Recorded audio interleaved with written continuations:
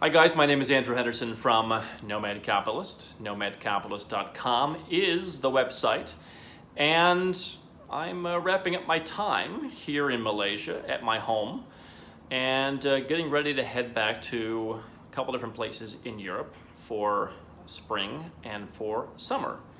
And I wanted to make a fun video. We're not going to talk so much about how to lower your taxes, how to get second passports, but I want to talk about something that I think is very interesting in terms of how to live the nomad capitalist lifestyle and potentially how to check off a number of boxes in terms of planting flags, both from the idea of protecting your wealth, diversifying into different currencies, potentially getting residencies or citizenships from this. And it's a concept that I call the dream residences. This is something that I put together over a dinner at the lovely Bamboo India restaurant in Bali last year. We had a couple friends get together, 5 or 6 of us, and we just started to talk. This is something that I've been geeking out on for a while. And we actually got into a long conversation about the dream residences. What that is it is a list of residences that we put together that we said if you could own homes all around the world, and if you could have the ultimate portfolio of real estate for your own use, potentially for renting out, maybe you could Airbnb it, maybe you could make some money from it. Increasingly, I don't want to bother with that. I just want to have my homes. But all right, if you've got a house, you spend 1 week a year there, you probably Airbnb it. But it's basically building a collection of residences all over the world to where you're totally covered. You know, it's one thing to have a home in Kuala Lumpur, a home in London, a home in different cities. You have the city residences. For the longest time, I was a city person, and I still largely am a city person because I like to do business, I like to work with lawyers and do my research and development, stuff like that. But having been to Bali a couple times now in the last year and a half, I realized I'd like a little bit of that in my life. And so what the idea of the dream residences was not just a bunch of places in cities, but different types of homes. And so I want to go over, I have the list right here. We put together a list. I've been perfecting it over the last year and a half. And would love to hear your comments on this list, by the way. Please leave a comment in the comment section below. I'd like to make this kind of an interactive video where we talk about what your ideas are, what you like, what you don't like. This is just kind of for fun. But the first thing that we said we want for the dream residences is the prime city apartments. For me, I've got a firm policy in my life that I want walking. I don't really want to own cars. If I'm somewhere for 3 months a year, what am I going to do with the car the other 9 months a year? Someone's going to key it, they're going to bump into it, they're going to steal it, the battery's going to go dead. I don't want cars. And I don't want to be waiting around for taxis or Ubers. Just getting a Grab to the airport the other day, getting a Grab car, there was a 22-minute wait. No thanks. I like to walk. So for me, prime city center residences, no matter where that is, for me, Kuala Lumpur, Tbilisi, Bogota's on the list. Istanbul, maybe a place that at some point becomes interesting from an investment point of view. Maybe not today. Other cities. I've talked to people about Amsterdam, not so much for an investment, but it's more of kind of a physical investment bank. And there are other places. So that's the first thing. That's the easiest thing. You're just buying city center apartments. The second one is the beach apartment. Now, I think you could actually have beach places in different continents because each continent, to me, the beaches have a different vibe. So the summer beach apartment would likely be in Europe for many people, somewhere in the northern hemisphere. For me, I like Montenegro. I want a place where I'm on the water, I have a view, I can walk to nice food, I can go and do stuff, I can just relax, I can meditate, I can be mindful, I can be in peace.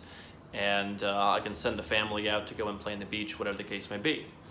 Other apartments, could you have the beach villa?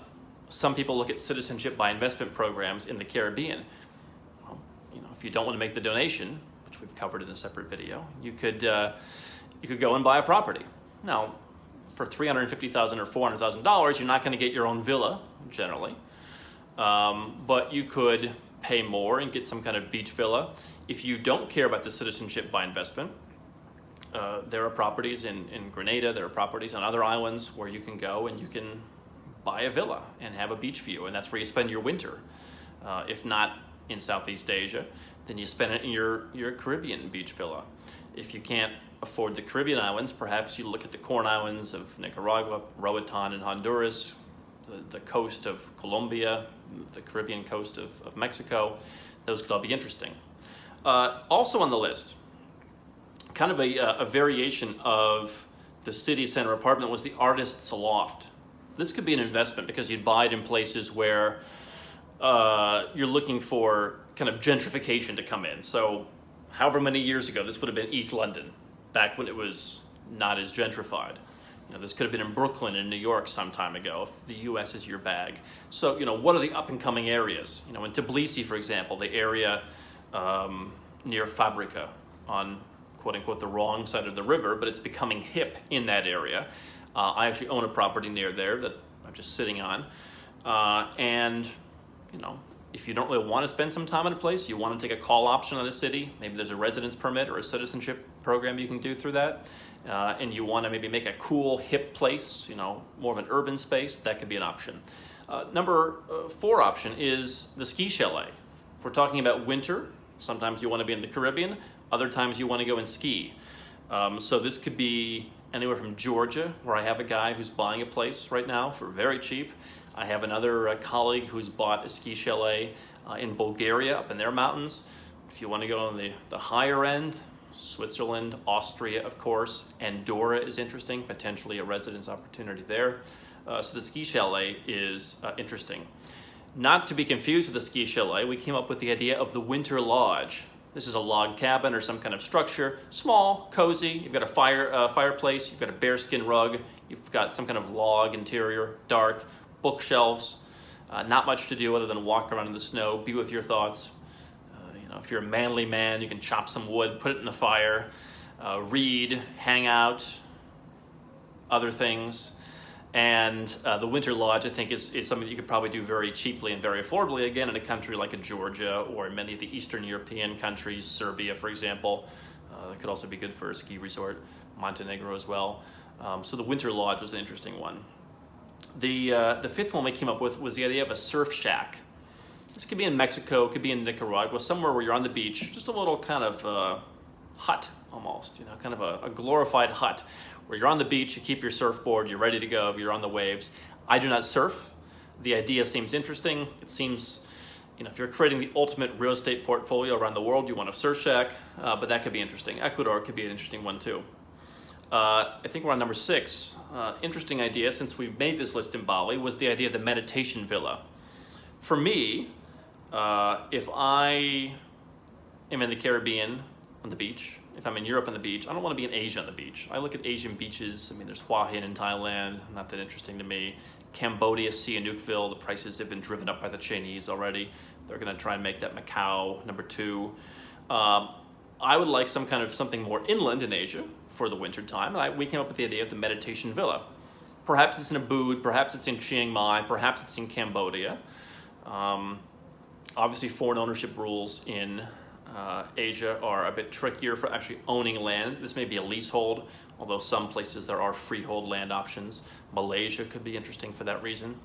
But having a meditation villa where it's an actual landed property, as they would say here, you've got outdoor space, maybe you've got a Zen garden, you've got your typical kind of Ubud / Chiang Mai meditation chairs and just places to sit outside, get a pool to dive into. That'd be a really cool space. Number 7, we covered the island villa. That could be another one of your options. Number 8, the wine chateau and vineyard. There are a couple places where you could potentially get citizenship eventually through buying property. And some of these places have wine regions where someone pointed out to me, why not invest in a winery? For me, that's a bit high maintenance, but imagine you had your own place. Again, in Georgia, I have friends who they grow their own grapes. Some just make their own wines, but you could buy some small land. You could build a wine chateau, stock it with all your favorite wines, just drive out from the city. Perhaps you have that artist's loft in the city. You drive an hour or 2 away and you go and enjoy your wines. The adaptation on this was the idea of a Scotch cabin. We got really aggressive with the Scotch cabin where we said, where you have something in Scotland where you go and drink your Scotch. Or a whiskey cabin in Ireland where you go and stock all the different whiskeys and you go and drink your whiskey and you feel the full experience being there locally. The next consideration, this is number 9, was the lake house. You know, where do you go in the summer with your canoe? Where do you go and you have the place that's on the lake, perhaps relatively private. You go out, maybe you do some canoeing, you do the barbecuing on the edge of the lake. It's kind of like the log cabin for the summer. Someplace like Slovenia, Latvia, Lithuania, somewhere like that. It could also be in the Americas as well, where you have the lake house. Maybe if you like to fish, you go fishing. If you wanted to put it in Canada for some reason, you could maybe get some maple syrup trees or something. I guess that's maybe more fall, but the lake house could be a fun concept. Number 10 was the remote bunker. And I've always fantasized about the idea of having something in Western Sahara in Morocco, or not Morocco, depending on what you think. I don't think that would be practical, but the idea of having some kind of remote bunker would be kind of cool, just as an extreme strategy. Something underground where you just went and hung out is perhaps more of a novelty. But those are some of the ideas for homes that we came up with, and I'm looking through this list. We had probably the most interesting one that originally got me started on this was the idea of the summer palace. This is something that I think you'd want to go in on with some people, unless you wanted to spend millions on your own. But the idea of the summer palace was that you'd have this big, amazing palace, like the ones you visit when you go to Europe. And outside you have the orangery, you have the gardens, you have all the different stuff that you would pass down from generation to generation. So if you're one of the cryptocurrency guys who's coming to me, who says, I just turned $7 into $50 million, maybe you peel off $3 or $4 million and build your summer palace with your orange trees and your pear trees and your chirping birds and whatever else out in the backyard. And I've always thought Ireland would be interesting for that, somewhere in Europe. But I think that this is an interesting concept, somewhat lighthearted, somewhat fun. I think that it'd be interesting to go in on some of these with others and kind of pool some of the investments so that you don't own a winter lodge you spend a week at every year on your own. You kind of pool it to get more and better properties. But on a serious note, it does show the benefit of owning properties in different parts of the world. And for me, at a certain point, you have to balance where do I want to invest with what do I want my lifestyle to be. If you want to invest around the world for total diversification, at a certain point, you're going to get tired of dealing with all the property managers. Really, if you want to invest for great returns, you're really going to be better to pool 3, 4, 5, 10, 20 properties in one country and just have a team that really super serves you and you know what to expect and you know what's going on. When you start buying one property in every place, it starts to get a little weird. And so I start to say, hey, if a $50,000 beachfront condo gets you a residence permit, maybe you don't worry about if it's the absolute best investment. You go to Albania right now, you can buy beachfront or near beachfront condos for 550, 600 euros per meter. It's like $50 a square foot. $20, $25, $30,000, you can own a place with a view of the water. Now, this is not a palace, and it's generally not finished. You have to come in and bring your own furniture, paint your own walls, etc. But imagine if you could do something like that and get a residence permit. And maybe it's not as liquid as an investment somewhere in the capital region or in some other place. But if the goal is to create a total list of options, both from a residence and citizenship standpoint, currency diversification, asset protection, lifestyle diversification, again, how many people can say they own multiple homes around the world and they go there and they spend time? The reality is it's possible to do with the low 6 figures just to start. I mean, you can buy places in some of these countries for not a lot of money. Eastern Europe, again, very interesting. Parts of the Americas, very interesting. Some of the places where I go, I see properties for $20,000, $30,000, $40,000. You can start to build your portfolio. And you can get some flags covered with that. And so I think that, moving beyond the idea of merely having investments is creating a lifestyle. And so I'd like to hear your comments on this below. Which countries would you find interesting to do this? Which countries would you want to avoid? Which properties do you like? Do you have another idea I didn't mention? I would love to hear it in the comments section below. And if you're new to our channel, definitely make sure you subscribe because we put out lots of content, not only on how to live what I call the Nomad Capitalist lifestyle, but how to lower your taxes, become a dual citizen, increase your personal freedom, your options, your flexibility all over the world. So definitely subscribe. And if you're looking for our most advanced strategies, you can go to nomadcapitalist.com and find a lot more there as well.